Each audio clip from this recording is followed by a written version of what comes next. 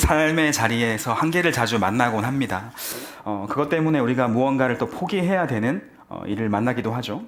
어떤 한계가 있습니까? 시간의 한계도 있고, 또 물질의 한계도 있고, 어떤 실력의 한계도 있고, 환경적이거나 어떤 공간적인 한계도 아마 우리 가운데 있을 겁니다. 인간의 존재는 늘 한계가 있습니다. 그게 바로 유한한 우리 인간의 인생입니다. 교회를 개척하기로 결단하면서 개척을 위해 많은 것들을 이야기하고 나누고 생각하면서 쭉 걸어왔습니다. 여러 가지 대화 가운데 기쁨도 있었고 감사도 있었고 설렘도 있었지만 한계가 늘 있더라고요. 우리에게 참 한계가 많다라는 것을 늘 느낄 수가 있었습니다. 부족한 게 너무너무 많은 거죠. 말씀드렸던 앞에서의 한계, 시간의 한계나 또는 재정의 한계나 공간의 한계나 환경적인 한계들이 참 많이 있었습니다. 사람의 한계도 있고요. 그래서인지 많은 사람들이 개척을 말리더라고요. 왜 힘든 길을 가냐고, 나가면 심지어 죽는다고, 상한다고 이런 말도 하시는 분이 계셨습니다. 그럼에도 불구하고 고민하고 기도하면서 개척의 자리로 나오게 됐습니다. 한계가 있다는 것을 우리는 압니다. 그러나 한계를 넘어서는 믿음도 있습니다. 우리의 삶의 자리 곳곳에서 한계를 만납니다. 여러분도 아마 한계를 늘 마주하고 있을 겁니다. 우리가 한계를 어디서 많이 느낍니까? 운동하면서 늘 만나게 되는 것도 한계이지 않습니까? 이제는 도저히 못하겠다 그러는데 운동을 가르치는 분들은 어떻게 하죠? 하나만 더 이렇게 이야기합니다. 그래서 죽을 힘을 다해서 하나 더 하면 또 뭐라고 하나요? 마지막 하나만 더 이렇게 얘기하는 운동을 가르치는 분들 항상 그렇게 하더라고요. 너무 짜증나죠. 딱 하나만 더 이렇게 트레이닝을 막 시키는 모습을 보게 됩니다. 한계를 넘어서게 되고 성장하는 것도 경험하게 되기도 하는 거죠. 우리가 올림픽이라는 어떤 대회를 4년마다 한 번씩 하게 되는데 해마다 그때마다 세계 신기록, 그 신기록을 경신하는 놀라운 기록을 할 때가 있지 않습니까? 물론 그 뒤에 또 다른 한계가 또 있지만 여전히 존재하지만 조금씩 한계를 넘어서는 것도 경험하곤 합니다. 우리가 애쓰고 노력하면 뛰어넘을 수 있는 한계도 있는데 어떤 사람들은 시작해 보지도 않고 이것은 한계야 라고 말할 때가 있다는 겁니다. 저희 집에 아이들이 둘이 있거든요. 이제 초등학교 6학년 올라가고 3학년 올라가네요. 네, 많이 컸죠. 저희 집 아이들이 집에서 항상 수학 문제집을 풉니다. 엄마가 이렇게 매일매일 푸는 어떤 양을 주고 수학 문제집을 푸는데 시도해보지 않고 노력해보지 않고 도저히 모르겠다라고 들고 온 문제를 한번 보면 아이가 풀기에 진짜 어려운 문제도 있지만 간혹 있지만 대부분은 조금만 생각해보고 도전해보면 충분히 해낼 수 있고 충분히 풀 수 있는 문제인데 나 이건 한계야, 나 이거 못해라고 생각하면서 그냥 가져오는 것을 보게 된다라는 거죠. 시도하고 도전하는 아빠를 닮아야 될 텐데 그렇지 못할 때가 많습니다. 물론 저를 닮으면 안 좋은 것도 많기 때문에 예수님 닮기를 소망합니다. 오늘 말씀 속에서 한계를 마주하는 사람들이 등장합니다. 오늘 예수님께서 가버나움에 계셨는데 수많은 사람들이 예수님을 향해서 모여들었습니다. 예수님의 말씀을 듣기 위해 모이기도 했고요. 율법 학자들 같은 경우에는 예수님 뭐 잘못하는 건 없는가 그것을 꼬투리 잡기 위해 모인 사람도 있었을 겁니다. 그리고 그냥 구경하러 온 사람도 있었겠죠. 아무튼 많은 사람들이 함께 굉장히 많이 모여 있었습니다. 예수님이 계신 곳에, 은혜가 있는 곳에 사람이 모여듭니다. 예수님이 계시면 또 은혜가 있으면 사람들이 찾아오게 되는구나, 이런 생각을 하게 되면서 감사했는데 지난주 첫 번째 제이플로우처치 개척 예배를, 첫 주일 예배를 시작했습니다. 굉장히 많이 오셨어요. 아이들 포함해서 97분이 오셔서 함께 예배했는데 간절히 바라기는 이곳이 예수님이 계시는 자리가 되어서, 은혜의 자리가 되어서 이 예배의 자리에 갈급한 사람들이 많이 몰려올 수 있기를 간절히 소망합니다. 예수님이 계셨던 그 집은 많은 사람들로 인해서 인산인해를 이루었습니다. 그런데 어떤 사람들이 예수님을 또 찾아오게 되는데 본문 말씀을 같이 한번 읽어볼까요? 마가복음 2장 1절부터 3절인데요. 저와 여러분 한 절씩 같이 나누어서 읽겠습니다. 제가 먼저 1절 읽겠습니다. 며칠 뒤에 예수님께서 가버나움으로 돌아오셨습니다. 예수님께서 집에 계시다는 소문이 퍼졌습니다. 그러자 많은 사람들이 모여들어 가득 찼습니다. 심지어 문 밖에도 서 있을 곳이 없었습니다. 예수님께서 그들에게 말씀하셨습니다. 4명의 사람들이 예수님께 중풍병 환자를 데리고 왔습니다. 문 밖에서도 서 있을 자리가 없을 정도로 많은 사람들이 모였던 그 자리에 몸이 마비되어서 혼자 움직일 수 없는 중풍병 환자를 데리고 왔던 4명의 사람들이 있었다라고 말씀하고 있습니다. 그 친구의 침상을 메고 이 자리에 왔다는 것을 통해서 우리가 알 수 있는 것은 4명의 사람들은 이 중풍병 환자를 굉장히 아끼고 사랑했다라는 것을 알 수 있죠. 사랑하는 마음이 있기 때문에 그를 데리고 온 것입니다. 또 이 4사람이 예수님께 왔다라는 것을 통해 무엇을 알 수 있습니까? 예수님은 이 마비된 몸, 내 친구의 이 병을 고칠 수 있다라고 하는 믿음이 있었기 때문에 그 자리에 왔던 것이 분명합니다. 그런데 문제는 무엇이죠? 사람들이 너무 많이 모여 있어서 예수님이 계신 집으로 도저히 들어갈 수가 없었다라는 겁니다. 한계에 부딪히게 된 거죠. 그러면 사실 오늘은 예수님 만나기 쉽지 않구나, 오늘 그럴 환경이 아니구나, 여기까지 메고 오느라 고생했지만 너무 아쉽지만 다음에 다시 오자 라고 돌아가는 것이 일반적인 이야기지 않습니까? 안 되는 걸 어떡하겠습니까? 그런데 이들 마음 가운데에 어쩔 수 없으니까 돌아가자라고 하는 마음이 있었던 것이 아니라, 우린 무슨 일이 있어도 예수님을 만나야겠다라고 하는 마음이 있었다는 겁니다. 무슨 일이 있어도 내 아파하는 친구를 고쳐야겠다라고 하는 마음이 있었다는 거죠. 한계를 만났지만 그 한계를 돌파하기 위해서 이들은 새로운 시도를 하기 시작합니다. 마가복음 2장 4절 말씀을 함께 읽어보겠습니다. 2장 4절입니다. 시작. 이들은 사람들 때문에 예수님께 들어갈 수가 없었습니다.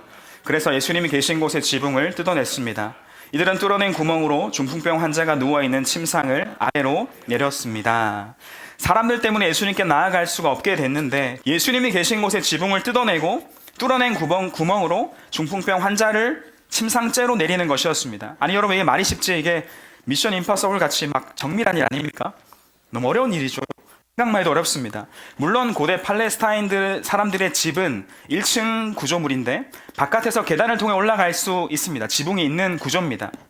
평평한 지붕이 있었다고 합니다. 그래서 지붕을 뚫는다는 것은 가능합니다. 그런데 그렇게 쉬운 일이 아니었던 건 뭐냐면, 그 당시에 지붕의 역할이 뭐였냐면 사람들이 일을 하거나 아니면 또 잠을 자기 위해서 지붕을 사용했다라는 거죠. 이게 무슨 말이냐면 그렇게 약하지 않았다는 겁니다. 이해가 되시죠? 나무 들보나 가지를 엮어서 만들었고 진흙을 덧칠해서 지붕을 만들었는데 꽤나 튼튼한 지붕이었다라는 겁니다. 우리가 그냥 상상하듯이 초가집에 지푸라기 좀 얹어 놓은 그런 정도가 아니라는 거죠. 간단한 일이 아니었습니다. 지붕을 뚫는다는 것은 꽤나 소란스러운 일이었을 것입니다. 그런데 이 4명의 친구들이 얼마나 간절한지 이 일을 시도하고 실행합니다. 여러분, 이 일이 어떻게 가능했을까요? 이 일이 어떻게 가능했을까요? 한계에 부딪혔죠. 어려운 상황이었지만 포기하지 않고 지붕을 뚫어내고 예수님 앞으로 데려갈 수 있었던 이유는 어디에 있을까요? 이들이 열정맨이기 때문입니까? 지붕을 뚫고 수리하는 기술을 가진 사람들이라서일까요? 지붕을 수리해줄 돈이 있는 사람들이라서 그랬을까요? 아니요, 이들은 한계를 만났지만 이렇게 했던 이유는 예수님을 향한 믿음이 있었기 때문입니다. 그렇지 않습니까? 믿음입니다. 예수님이라면 내 사랑하는 친구를 고칠 수 있다라고 하는 믿음이 확실했기 때문에 그분을 만나면 된다, 그분을 만나면 해결된다, 그분 앞에 가면 된다, 그분 앞에 가기 위해서 우리는 지붕을 뚫어서라도 예수님에게 나아가겠다라고 생각하고 믿음으로 나아갔던 것입니다. 이들은 예수님을 향한 믿음이 있었습니다. 그래서 이들을 보시면서 예수님께서 이렇게 말씀하십니다. 5절 말씀을 같이 한번 읽겠습니다. 5절입니다. 시작. 예수님께서 이 사람들의 믿음을 보시고 중풍병 환자에게 말씀하셨습니다. 아들아, 네 죄가 용서되었다. 예수님이라면 이 병을 고쳐주실 수 있다라고 하는 믿음이었습니다. 훌륭한 믿음이죠. 이 믿음이 예수님을 향해서 나아오게 했습니다. 그런데 예수님은 병을 치유하고 기적을 베푸실 것이다 라고 하는 이 믿음을 넘어서 반드시 가져야 될 믿음이 있다라는 것을 주님은 말씀하셨습니다.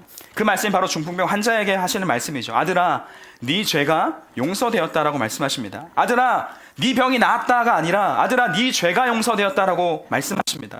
예수님은 예수님 자신이 어떤 분이신지를 말씀하시는 겁니다. 예수님 자신을 나타내신 겁니다. 죄를 용서하시는 예수님이다 라는 거죠.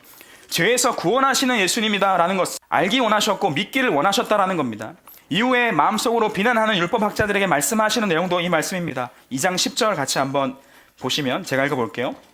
그러나 인자가 세상에서 죄를 용서할 수 있는 권세가 있다는 것을 너에게 보여주려고 했다.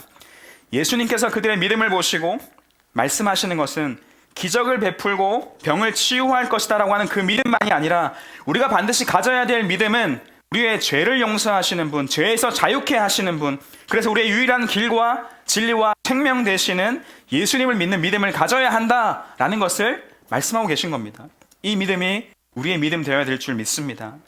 예수님을 향해 나오는 모든 자들이 사실을 깨닫게 되고 이 예수님을 경험하게 되는 줄 믿습니다. 이것이 제이플로 처치가 가지고 있는 핵심 가치 F, 두 번째 알파벳이죠. F가 가지고 있는 페이스 믿음입니다. 한번 띄워주시면 예수님을 믿음으로 사랑을 흘려보내는 예배 공동체가 제이플로 처치의 비전인데요. 그 중에 이제 두 번째 글자 F, 페이스가 바로 이 믿음입니다. 무엇을 믿는다는 걸까요? 서로가 서로를 믿는다는 걸까요? 아닙니다. 연약한 두 담임 목사를 믿는다는 걸까요? 아닙니다. 아직 개척교회라서 도움을 주는 교회와 후원자를 믿는 것입니까? 아닙니다.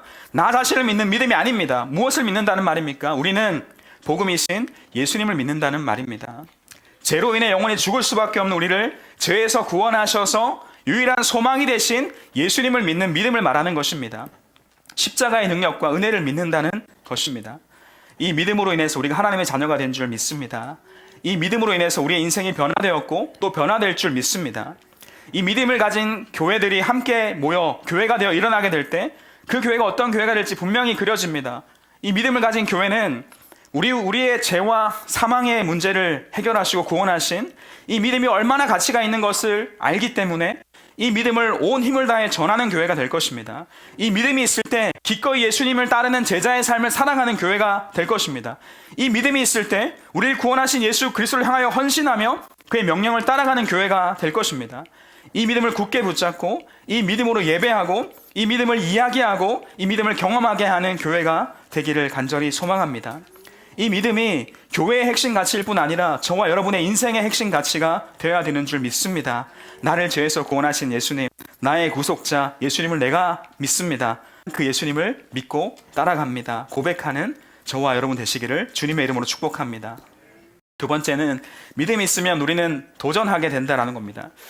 자신이 사랑하는 중풍병 환자를 예수님께 데리고 왔던 4명의 친구들에게는 예수님을 향한 믿음이 있었는데 그 믿음은 믿음의 도전으로 이어졌습니다. 지붕을 뚫어내는 놀라운 시도를 하게 되고 결국 예수님 앞으로 데려가게 되는 거죠. 믿음이 있으면 담대해집니다. 제가 서울드림교회에 있을 때 여러 가지 역할을 많이 했었지만 차세대 디렉터와 또 드림틴즈를 섬겼던 때가 있었습니다. 코로나 시기를 정통으로 만났던 때였는데 그때 온 차세대가 아이들을 온라인으로 예배하게 하려고 정말 온 힘을 다 쏟았던 그때가 있었습니다. 제가 맡고 있었던 틴즈에서도 영상 컨텐츠를 기획하면서 번지 점프를 뛰었던 적이 있었는데 처음엔 별로 긴장도 하지 않았고 별로 무섭지 않을 것이다 생각했는데 막상 앞에 가게 되니까 굉장히 높더라고요. 50m가 이게 장난이 아니더라고요. 가서 보니까 또 올라서 보니까 굉장히 높았습니다. 제가 또 리더니까 1번 주자로 뛰려고 올라갔습니다. 조교가 이야기합니다. 아래 보지 마세요. 번지 하면 그냥 뛰어내리세요. 3번 만에 못 뛰면 환불 안 되고 그냥 내려가셔야 됩니다. 너무너무 무서웠지만 이제 뛰어내릴 차례가 된 겁니다. 5, 4, 3, 2, 1 번지. 잠깐만요. 한 게 아니라 바로 뛰어내렸습니다. 여러분 제가 뛰어내릴 수 있었던 이유가 어디에 있겠습니까? 어디에서 담대함이 생겼을까요? 우선은 모두의 믿음이겠지만 저는 오늘 여기서 사고로 죽어도 하나님 나라 천국에 간다라고 하는 믿음이 있었습니다. 분명합니다. 그리고 또 하나 아주 믿고 의지가 됐던 것은 제 뒤에 달리는 빨간색 줄이었는데 이 줄이 나를 붙잡아 줄 거다라고 하는, 단 한 번도 사고가 난 적이 없다라고 하는 그 믿음이 제게 있었기 때문에 제가 그 자리에서 그냥 뛰어내릴 수 있었던 겁니다. 여러분 믿음이 있으면 도전할 수 있는 겁니다. 시도할 수 있는 겁니다. 아이들도 그렇습니다. 이 아이들이 어릴 때 약간 높은 곳에서 이렇게 뛰어내리게 했던 경험이 있지 않습니까? 점프 말고요. 침대나 소파나 어떤 테이블이나 아이들이 작으니까 이렇게 점프해서 뛰어내리면 부모님이 받아주는 그런 걸 저만 했나요? 이 아이들이 잘 뛰어내리더라고요. 왜일까요? 대단한 훈련을 받아서요? 담대해서요? 아닙니다. 아래에 아빠가 서 있고 받을 준비를 하고 있고 아빠가 나를 안아서 착지시켜 줄 것이다 라고 하는 믿음이 있으니까 뛰어내린 거 아닙니까? 그게 경험이 되니까 망설이지 않고 몸을 던지는 아이들의 모습을 보게 되는 겁니다. 믿음을 경험하면, 믿음이 있으면 담대해지고 시도하게 되고 도전하게 되는 것입니다. 제이프로처치를 개척하고 오늘 두 번째 주일을 맞이했는데 교회 개척은 도전이라고 할 수 있습니다. 저와 여러분이 정말 많이 들어온 이야기는 한국 교회에 대한 암울한 소식들이지 않습니까? 교회 개척은 이제 어렵다. 교회가 잘 되는 시기는 이제 지나갔다. 교회가 부흥하는 시기는 끝이 났는데 뭘 믿고 개척하는 것이냐. 이제 다음 세대는 교회를 떠나고 있고 출산율의 감소 때문에 다음 세대가 줄어드는 속도는 가속화됐는데 어쩌려고 그러냐. 청소년과 청년들을 사로잡는 세속적 세계관들이 파도처럼 몰려오고 있다고 얘기합니다. 수없이 많은 한계를 가지고 있습니다. 그래서 그런지 지난주에 노회에 방문했습니다. 노회장 목사님을 만날 수 있었는데 잠깐 대화를 나누었는데 목사님께서 그러시더라고요. 저희 둘을 향해서 이런 표현을 많이 하셨습니다. 개척을 하다니 용감하다, 대단하다, 용감하다, 이 표현을 조금 반복하셨던 것 같아요. 그러면서 진심으로 축복 기도를 해주셨습니다. 여러분, 저희는 용감하지 않고 대단하지 않습니다. 한계가 있다고 하는 이야기에 저희도 같이 한탄하며 걱정하는 마음이 왜 없겠습니까? 하지만 예수님을 믿는 믿음을 가지고 그 한계를 뛰어넘기 위해 시도하는 겁니다. 믿음이 있으니까 도전하는 겁니다. 믿기실지 모르겠지만 그렇게 두렵지 않습니다. 너무너무 기쁘고 감사합니다. 개척을 준비하면서도 그랬고, 개척을 하면서 너무 기쁘고 감사하고 설레고 하나님이 어떻게 하실지 기대가 되는 것이 우리 제이프로처치 교역자들의 마음입니다. 한계가 가득하다고 하는 오늘날에도 지붕을 뚫고 예수님께로 나아갈 믿음의 사람들이 일어서야 될 줄 믿습니다. 저와 여러분이 그 믿음의 사람이 될 수 있기를 축복합니다. 한계를 만나도 예수님을 향해서 믿음의 시도와 도전을 해 나가시는 교회와 공동체가 있어야 되지 않겠습니까? 그 교회가 제이프로처치가 되기를 소망합니다. 제이프로처치는 예수님이 계신 곳을 향해서 지붕을 뚫는 시도를 해 나갈 것입니다. 예수님을 믿는 믿음을 가진 성도 여러분, 이 걸음에 함께 해주시고 기도해 주시기를 부탁드립니다. 제이프로처치가 수많은 한계 속에서도 예수님을 향해서 믿음을 가지고 도전하며 나아가는 교회로 세워지기를 간절히 축원합니다. 여러분의 삶 가운데에서 수많은 한계와 마주하고 계시죠. 또 마주하실 겁니다. 예수님을 믿는 믿음을 가지고 시도하고 도전하는 한 해가 되기를 간절히 원합니다. 2026년 여러분 여러 가지 도전과 시도를 아마 이미 하고 계실 텐데 어떤 것이 있습니까? 다이어트는 여전히 진행 중이신가요? 미혼인 청년들은 커플이 되기 위한 시도에 성공하시기 바랍니다. 취업이나 자격증, 어떤 돈을 벌기 위한 시도, 다양한 삶의 시도, 도전을 믿음을 가지고 이뤄가시기를 축복합니다. 여러 가지 시도가 있겠지만 우리가 결코 놓치지 말아야 될 시도는, 그 도전은 예수님을 향해 나아가는 믿음의 시도이고 믿음의 도전이어야 합니다. 은혜의 자리로 나아가기 위한 시도와 도전을 멈추지 않아야 한다는 겁니다. 신앙 성장을 위한 시도를 계속하시기를 바랍니다. 예배를 향한 시도를 놓치지 마시기 바랍니다. 복음을 전하기 위한 시도를 계속하시기 바랍니다. 거룩한 일을 향한 열망을 가지고 시도해 나가시는 저와 여러분 되시기를 축복합니다. 또 이 개척교회라는 곳에 오셔서 함께하는 것도 굉장한 도전이겠죠. 그렇게 도전하시는 분들을 축복합니다. 행복할 겁니다. 도전하고 시도하면 한계를 만나게 됩니다. 반드시 한계를 만납니다. 넘어질 수도 있겠죠. 해보겠다고 했는데, 하겠다고 했는데 실패할 수도 있겠죠. 그러나 포기하지 않는 겁니다. 다시 도전하고 다시 일어서는 것입니다. 한계를 뛰어넘는 믿음을 가지고 예수님께로 계속 나아가는 것입니다. 예수님께서 그 걸음을 반드시 선하게 인도하시는 줄 믿습니다. 우리가 도전하고 시도할 수 있는 이유는 예수님께서 믿음으로 도전하고 시도하는 자에게 은혜를 베푸시기 때문입니다. 이 사실을 기억하시기 바랍니다. 믿음을 가지고 시도하고 도전하면 예수님이 은혜를 베푸십니다. 그 믿음을 가지고 예수님을 향해 걷는 자들을 부끄럽게 하지 않으시고 수치를 당하지 않게 하십니다. 4명의 친구들은 예수님을 향해 믿음을 가지고 나아갔죠. 남의 집 지붕을 뜯었습니다. 이게 이상한 일이죠. 지금 예수님께서는 이 집 안에서 뭐하고 계시죠? 말씀을 전하고 계십니다. 그 침상째로 지붕에 구멍을 뚫어 내리려면은 구멍을 꽤 크게 뚫어야겠죠.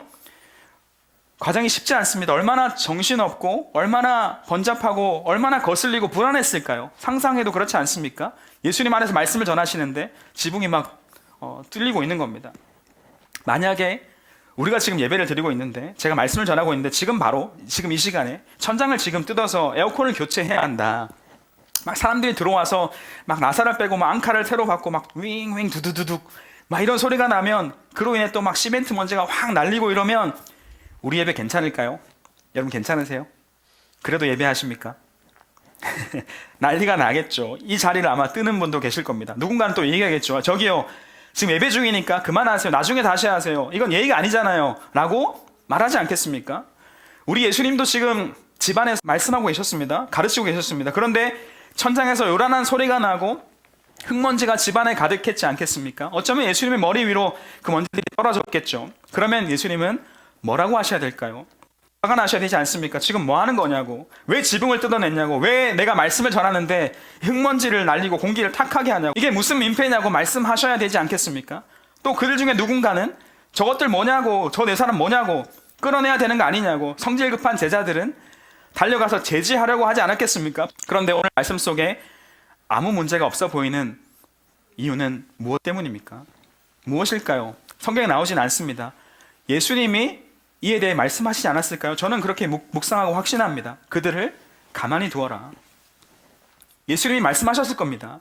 나를 향해 나아오는 저 믿음의 발걸음, 저들을 가만히 두어라. 머리 위에 흙먼지를 뒤집어 쓰신 예수님은 화내지 않으시고 그들을 나무라지 않으시고 그들을 받아주셨습니다. 수치를 당하지 않게 하시고 부끄러움을 당하게 두지 않으셨습니다. 왜 그런 시도를 하냐고 책망하지 않으셨습니다. 주님은 그들의 믿음을 보셨고 그들의 도전을 보셨습니다. 그들의 은혜를 베푸셨고 자신이 누구신지 나타내셨습니다. 그렇다고 한다면 도전은 저들이 했지만 이 한계를 뛰어넘을 수 있게 하신 분은 누구십니까? 예수님이십니다. 사랑하는 여러분, 이것이 우리가 도전할 수 있는 이유인 줄 믿습니다. 믿음으로 도전하는 자들에게 은혜를 베푸십니다. 수치를 당하지 않게 하십니다. 주님을 알게 하십니다. 기도에 응답하십니다. 한계를 뛰어넘을 수 있게 하십니다. 기적을 경험하게 하시는 겁니다. 개척을 시작할 수 있는 이유도 이것입니다. 수치를 당하지 않게 하시고 부끄러움을 당하지 않게 하시고 은혜를 베푸실 것을 믿기 때문입니다. 우리 주님께서 우리에게 있는 한계를 뛰어넘을 수 있게 선하게 인도하실 것입니다. 그렇게 일하실 줄 믿습니다. 마지막으로 핵심 가치 F의 두 번째는 패밀리입니다. 제이플로 처치의 핵심 가치는 다음 세대와 믿음의 가정을 쌓는 것이 제이플로 처치의 두 번째 F에 있는 패밀리 핵심 가치입니다. 저와 이영호 목사님은 다음 세대 사역자 출신입니다. 서울드림교회에서 4세대 사역을 주로 감당했고 그 사역을 배웠고 두 담임 목사님께 사역의 방향을 배워왔습니다. 4세대 디렉터를 맡아서 전체를 총괄했었고 청소년 사역을 하면서 청소년들과 함께 예배하고 또 부모 사역을 하면서 같이 기도 사역하며 걸어왔습니다. 저희는 다음 세대를 살리기 위해서 또 부모와 가정의 회복을 위해서 땀과 눈물을 쏟아왔습니다. 그리고 그 가운데에서 다음 세대의 영적인 부흥을 봤습니다.